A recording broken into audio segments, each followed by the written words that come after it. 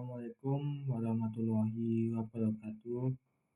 Perkenalkan, nama saya Wahyu Tirta Wicaksono Aji dari program studi Pendidikan Sejarah. Di sini saya akan membacakan resumen buku yang berjudul Perang Teluk karya M. Nur Said. Di sini ada beberapa subbab, yaitu yang pertama pengertian perang sampai yang terakhir yaitu akibat perang Teluk. Yang pertama yaitu pengertian perang. Seringkali kita mendengar istilah perang. Namun, tahukah kamu apa yang dimaksud dengan perang? Perang adalah sebuah aksi fiksi dan konflik antara dua kelompok atau lebih untuk melakukan dominasi di wilayah yang bertentangan. Perang secara berubah dimaknai sebagai pertikaian dengan menggunakan senjata. Di era modern, perang lebih mengarah pada superioritas teknologi dan industri. Ini tercermin dari doktrin angkatan perang. Barang siapa menguasai ketinggian maka menguasai dunia. Hal itu menunjukkan bahwa untuk menguasai suatu harus dicapai dengan teknologi. Sampai awal abad ke-20, perang masih berbentuk perang garis depan, di mana para serdadu dari kedua pihak bertemu di kedua sisi medan perang, dan pertempuran hanya berlangsung sekitar medan ini. Dalam bentrokan ini hanya serdadu sajalah yang terbunuh. Sebab dan akibat perang. Secara spesifik dan filosofis, perang merupakan sifat dasar manusia yang telah ada dari zaman dahulu, yaitu memelihara dominasi dan persaingan sebagai sarana memperkuat eksistensi diri. Hal ini dimulai secara psikologis dan fiksi. Perang dapat dilakukan dengan melibatkan diri sendiri dan orang lain, baik secara kelompok maupun individu. Penyebab terjadi perang diantaranya yaitu perbedaan ideologi, keinginan untuk memperluas wilayah kekuasaan, perbedaan kepentingan, dan perampasan sumber daya alam, minyak, hasil pertanian, dan lain sebagainya. Sepanjang sejarah, perang telah menimbulkan korban dan penderitaan yang hebat pada masyarakat. Perang selalu menimbulkan dampak negatif bagi kehidupan manusia. Prajurit yang bertempur di medan perang demi negara tidak hanya terluka secara fisik, namun juga dari segi rohani. Sebagian besar prajurit yang selamat dari perang mengalami gangguan kejiwaan yang disebut sindrom pasca perang. Pemandangan mengerikan yang mereka alami sewaktu berada di medan perang kerap menghantui pikiran mereka. Abraham Lincoln, negarawan dari Amerika Serikat, mengatakan, "Tiada perang yang baik dan damai, yang buruk." Sedangkan Robert Michael Winton mengatakan perang adalah penyelesaian terburuk terakhir dari sebuah pembicaraan damai dan awal bagi segala kehancuran. Perang dapat mengakibatkan kesedihan dan kemiskinan yang berkepanjangan. Sebagai contoh, perang dunia yang mengakibatkan hilangnya nyawa beratus-ratus orang di Jepang, dan tentu saja hal ini mengakibatkan kesedihan mendalam dalam diri masyarakat Jepang. Bencana perang akan semakin parah jika senjata kimia digunakan. Gas beracun ternyata kali digunakan oleh Prancis dan kemudian juga oleh Jerman, menyebabkan kematian bagi ribuan prajurit. Banyak prajurit menjadi buta karena gas tersebut, dan pasukan harus menggunakan topeng anti gas sebagai alat pelindung. Bentuk trauma akibat perang yang terkenal adalah shell shock atau kejutan bom. Ini sering terjadi pada para veteran perang. Trauma ini dapat menyebabkan penderitanya mengalami ketakutan dan goncangan yang berat. Beberapa veteran bahkan merasa ketakutan setiap kali mereka melihat seragam Puluhan ribu serdadu juga kehilangan satu atau lebih anggota badannya dalam perang ini. Veteran ini ada yang cacat mata, dagu atau hidung akibat pengeboman. Di Eropa bahkan diciptakan topeng khusus untuk menyembunyikan wajah mereka yang cacat. Sekilas tentang wilayah Perang Teluk. Seperti yang kita ketahui, perang merupakan perantara kekejaman yang besar, tidak bermanfaat bagi pribadi ataupun masyarakat. Perang merupakan malapetaka sosial yang menimbulkan kepedihan dan menorehkan luka yang dalam kepada manusia, baik yang mengalaminya langsung maupun tidak langsung. Sesuai dengan sebutannya, perang Teluk terjadi di wilayah Teluk. Teluk Teluk yang dimaksud adalah Teluk Persia. Teluk Persia merupakan perpanjangan Teluk Oman di antara Jazirah Arab dan Iran. Teluk Persia berupa laut pedalaman yang luasnya sekitar 233.000 km persegi. Teluk ini dihubungkan dengan Teluk Oman di bagian timur oleh Selat Hormuz dan bagian baratnya ditandai oleh delta sungai Arfan Road yang membawa air dari Kairun, Yufrat, dan Tigris. Luas daerah sungai ini adalah 241 km persegi. Adapun panjangnya mencapai 989 km. Teluk Persia menghubungkan negara utama Iran dan Arab Saudi. Teluk ini memperpendek jarak sekitar 56 km di Selat Hormuz. Panjang teluk ini sekitar 1000 km dan luas maksimumnya 370 meter. Wilayah selatan Teluk Persia mempunyai garis pantai rendah, sedangkan pesisir bagian Irannya bergunung-gunung. Suhu teluk ini sangat tinggi dan kadar garamnya 40%. Keadaan ini diakibatkan adanya penguapan yang lebih tinggi daripada pasokan air segar. Sumber air segar utamanya berasal dari Irak dan Arfan Road, yaitu pertemuan sungai Yufrat, Tigris, dan Karun. Nama Teluk Persia diambil dari bahasa-bahasa kuno, termasuk bahasa Yunani dan Latin. Teluk Persia telah digunakan sejak zaman dahulu. Wilayah ini berada di kawasan Kekaisaran Persia atau Iran. Oleh karena itu, teluk ini terkenal dengan sebutan Teluk Persia.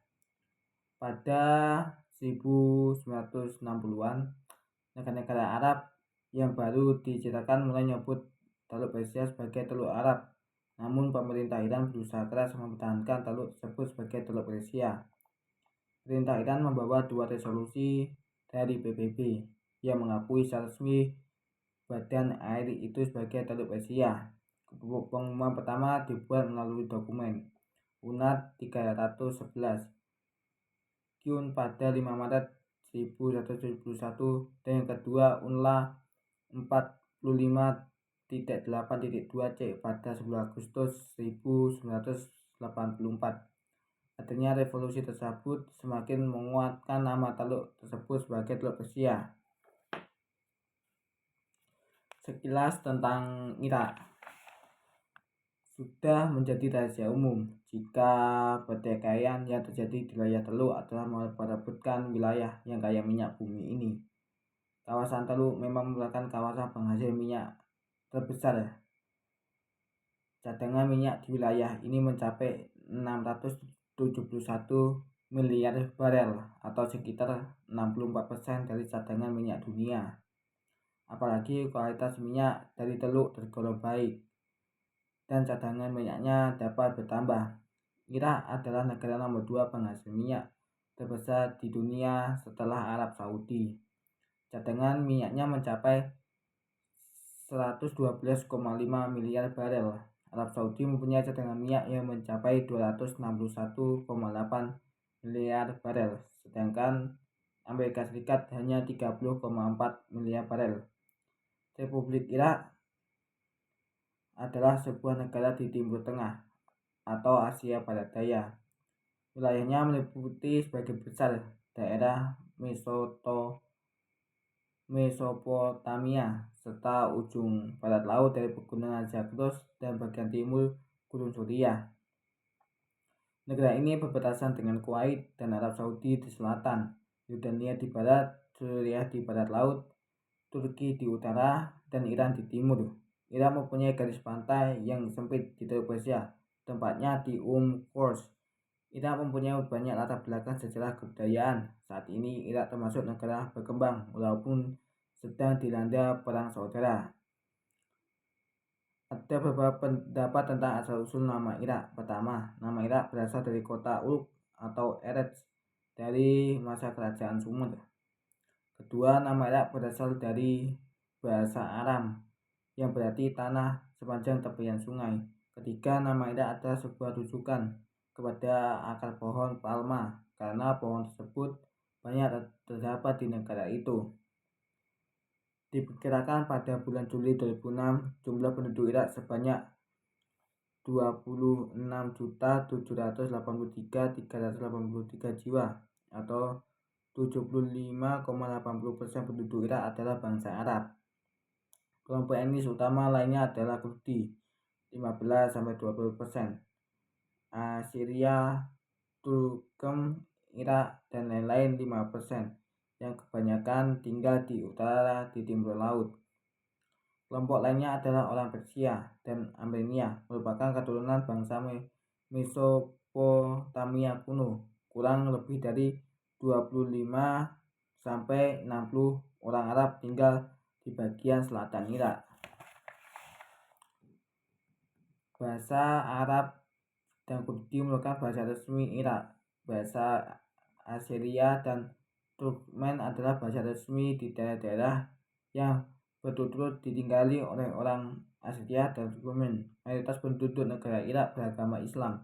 Etnis yang memeluk agama Islam terdiri atas orang Arab Muslim, Syiah, dan Sunni.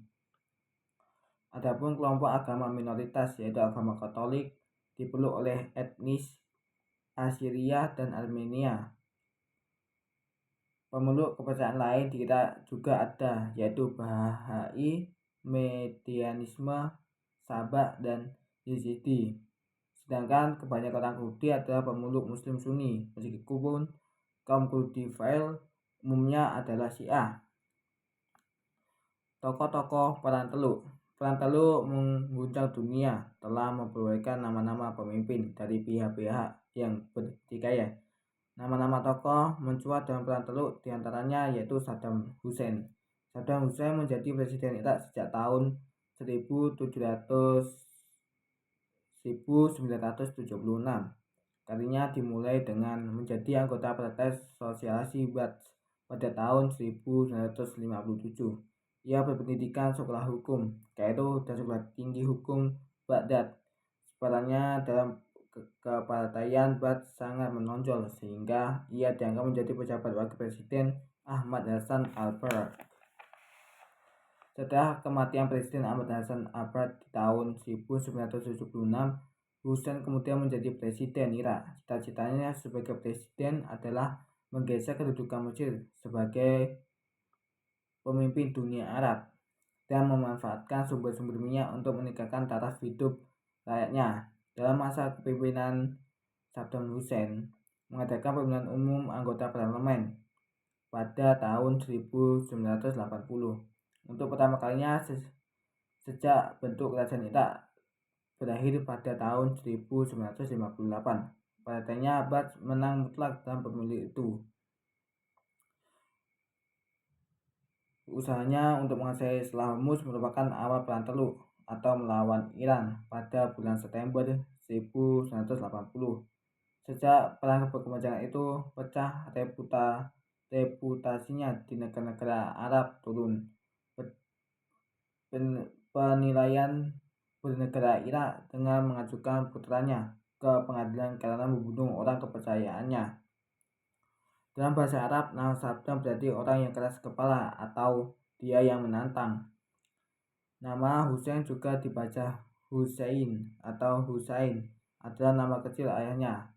Ab al-Masjid adalah nama kakeknya, dan Atikriti berarti ia dilahirkan dan dibesarkan di atau dekat Tikrit. Ia biasa dipanggil Saddam Hussein. atau hanya Sabdan untuk lebih singkatnya. Sabdan dilahirkan pada 28 April 1937.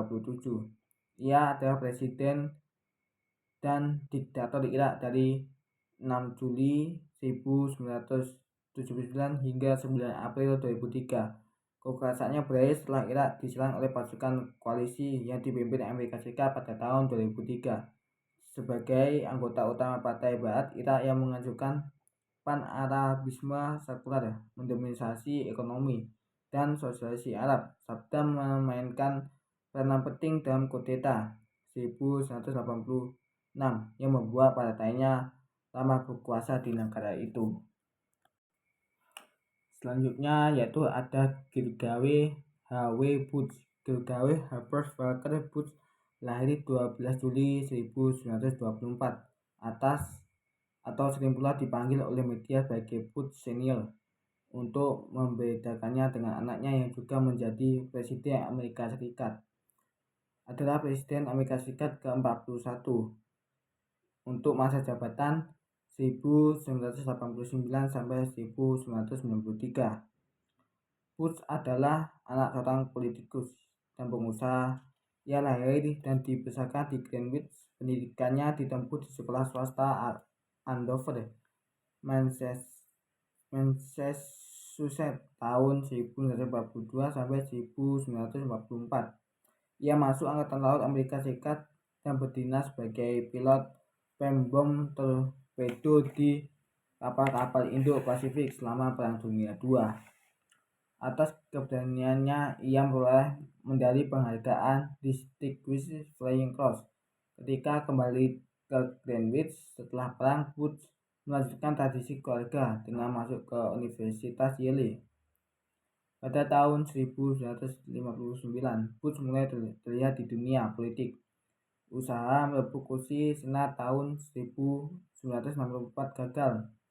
Namun pada tahun 1966, ia terpilih menjadi anggota majelis dari Partai Republik. Tahun 1970, ia ingin merebut kursi di Senat namun gagal lagi.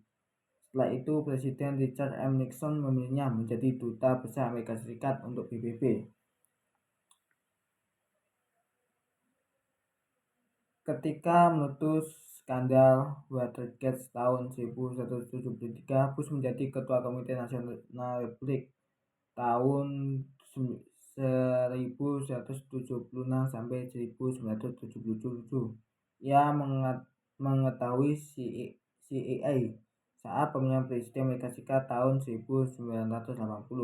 Ronald Reagan menjadi presiden dan Bush menjadi wakilnya. Selanjutnya yaitu ada George W. Bush. George W. Bush lahir 6 Juli 1956.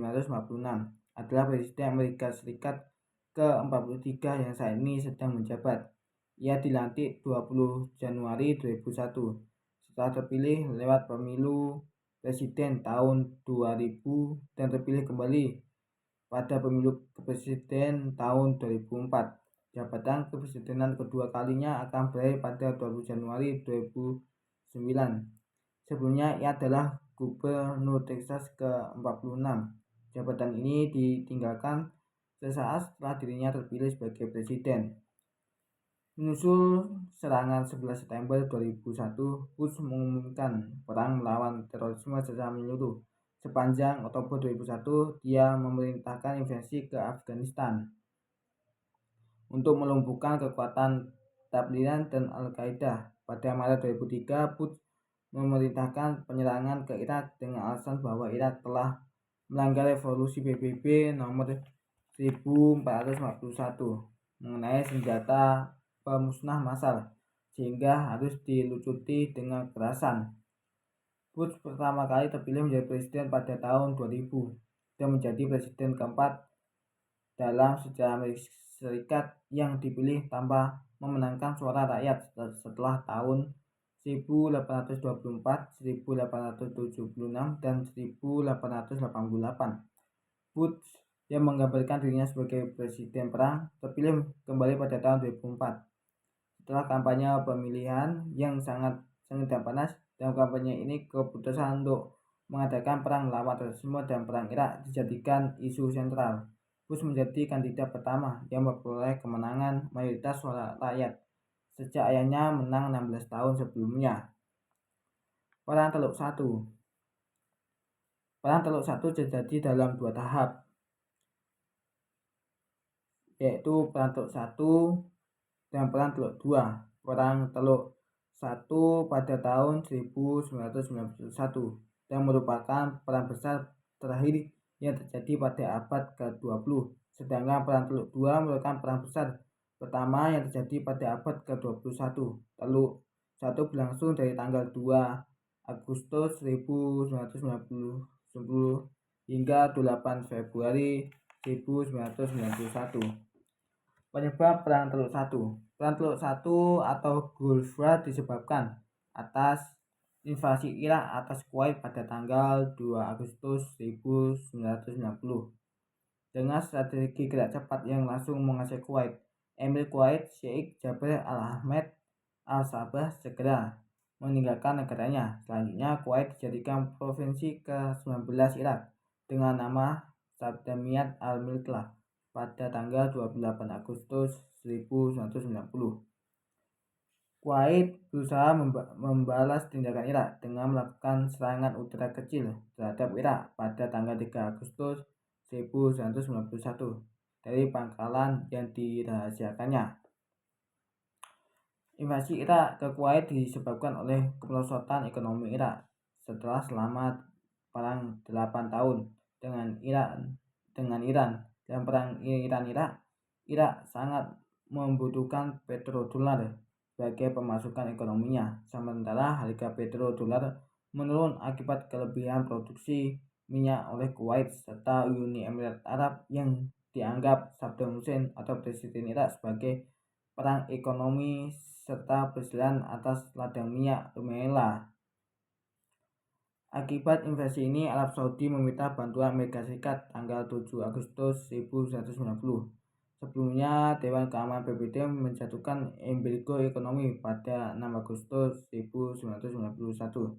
Amerika Serikat mengirim bantuan pasukannya ke Arab Saudi yang disusul negara-negara lainnya, misalnya negara Arab, kecuali Syria, Libya, dan Yordania serta Palestina.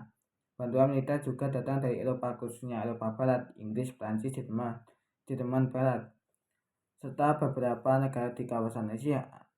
Pasukan Amerika Serikat dan Eropa tersebut di bawah komando gabungan yang dipimpin oleh Jenderal Norman Schwarzkopf serta Jenderal Colin Powell.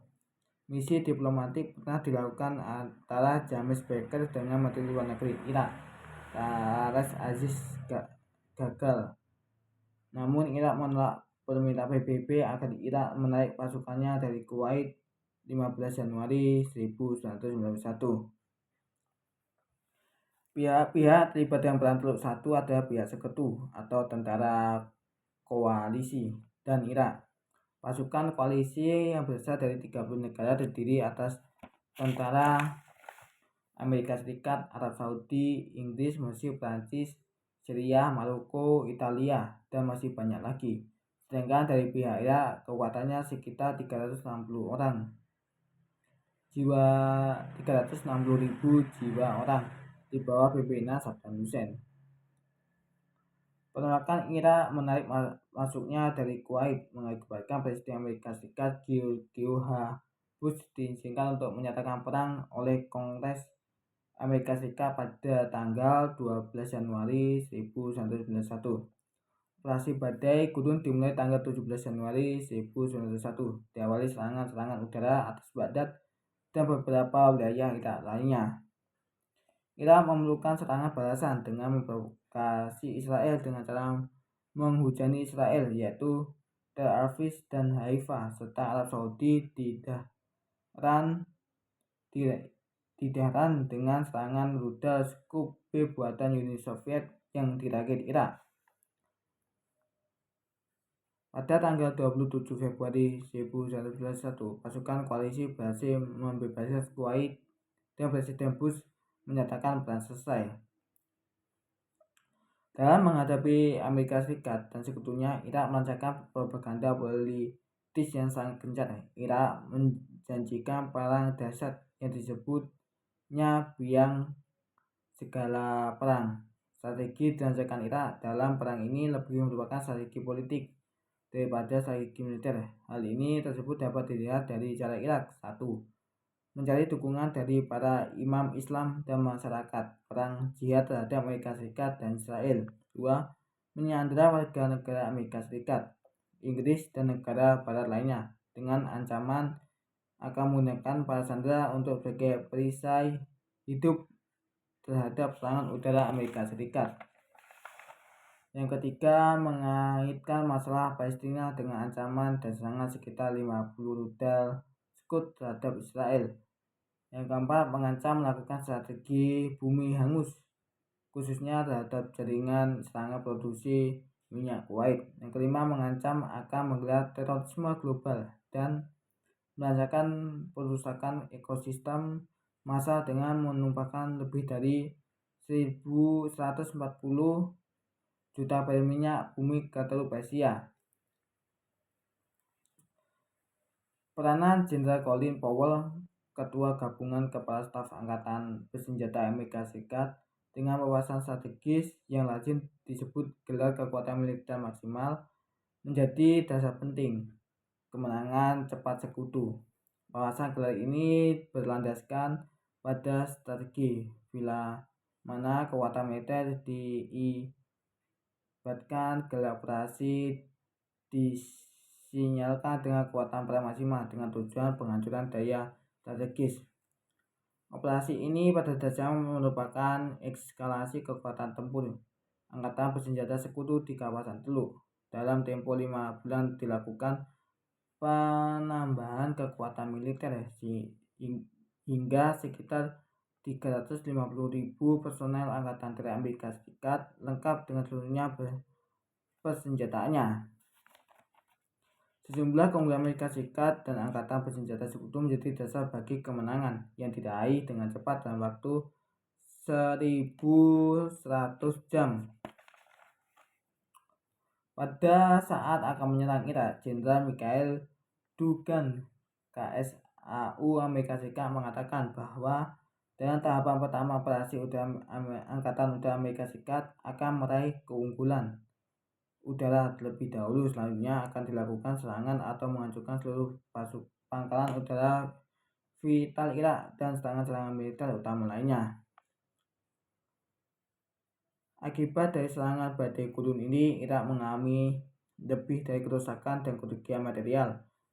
Angkatan Bersenjata Irak juga mengalami demoralisasi semangat perang, terutama akibat logistik yang hancur, komunikasi yang terputus, dan pemboman berat yang dilakukan terus-menerus.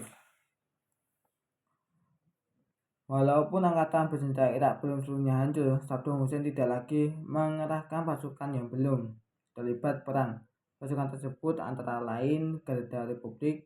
Kekuasaan Saddam Hussein ini ditopang oleh dua kekuatan utama, yaitu Mukhabarat, polisi rahasia Irak, dan Garda Republik. Pada tanggal 28 Februari 1991, pasukan sekutu telah merebut Kuwait dan menguasai sebagian wilayahnya. Selain itu, sekutu juga menghancurkan daya ofensif strategis Irak. Presiden Amerika Serikat George Bush kemudian secara sepihak melakukan gencatan senjata yang dengan segera disetujui Irak. Perang Teluk II. Perang Irak dikenal juga dengan okupasi. Perang Teluk II, Perang Teluk III, atau oleh Amerika Serikat disebut Operasi Pembebasan Irak. Perang ini dimulai dengan invasi Irak pada tahun 2003. Okupasi pembebasan Irak dilakukan oleh pasukan koalisi dengan dipimpin Amerika Serikat. Serangan yang dilakukan Amerika Serikat dan sekutunya terhadap Irak disebabkan oleh satu, adanya tuduhan resmi bahwa Presiden Irak Saddam Hussein memiliki senjata pemusnah massal yang terlibat dengan teroris Al-Qaeda. Dua, adanya tuduhan bahwa Saddam Hussein melanggar solusi PBB melakukan penindasan terhadap rakyat Irak dan melakukan percobaan pembunuhan terhadap George H.W. Bush. Pihak-pihak terlibat dalam Perang Teluk II hampir sama dengan pada Perang Teluk I, yaitu pasukan pemberontak dan pasukan koalisi. Tujuan dari Perang II berbeda, meskipun yang dihadapi Amerika Serikat adalah rezim yang sama, yaitu Presiden Irak Saddam Hussein pada tahun 1991. Tujuan utama perang adalah mengusir Irak yang menduduki secara tidak sah atas negara Kuwait. Perang bertujuan menurunkan Saddam Hussein, bahkan menangkapnya. Dari segi misi, tugas AS lebih berat karena berarti pasukan AS harus menduduki atau paling tidak menguasai kota Baghdad. Invasi Irak 2003 dengan kode operasi pembebasan Irak secara resmi dimulai tanggal 20 Maret 2003. Tujuan resmi yang ditetapkan Amerika Serikat adalah untuk melucuti senjata pemusnah massal Irak,